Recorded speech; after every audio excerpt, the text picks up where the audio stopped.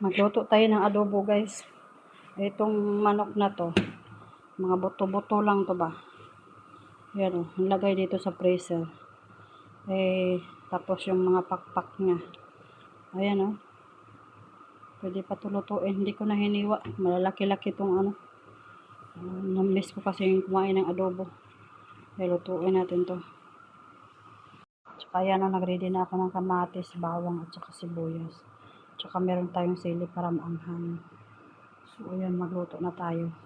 So, mainit na yung ating kaldero. Ayan, ginisa ko na yung lamas. Dito na yung ating kamatis, bawang, sibuyas. Tsaka lagyan natin ito ng kunting luya pawala sa langka. So, luin na natin at saka lagyan natin ito mamaya ng mga sarsa. At yung meron ako dito doon at saka yung soy sauce. Saka kunting mga masala. Inurin natin yung ating manok mga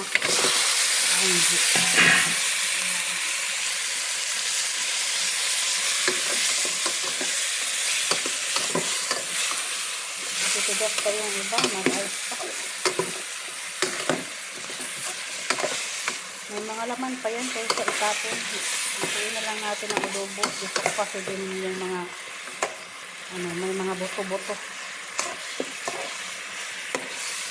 Yan ang gusto ko sa manok, yung maraming mga buto. Ayaw ko ng yung maraming laman. Gusto ko yung buto-buto. Yan mga buto sa manok. Inurin natin yung ating manok mga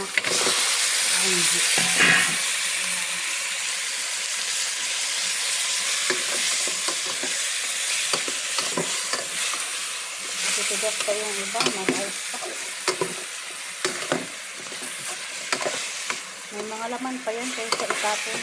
Ituloy na lang natin ang adobo. Gusto ko kasi din yung mga may mga buto-buto. Yan ang gusto ko sa manok, yung maraming mga buto. Ayaw ko ng yung maraming laman. Gusto ko yung buto-buto. Yan mga buto sa manok. Meron ako ditong patatas at saka carrots. Gusto ko kasing magluto ng adobo na mayroong patatas at saka carrots. Pero optional lang ito.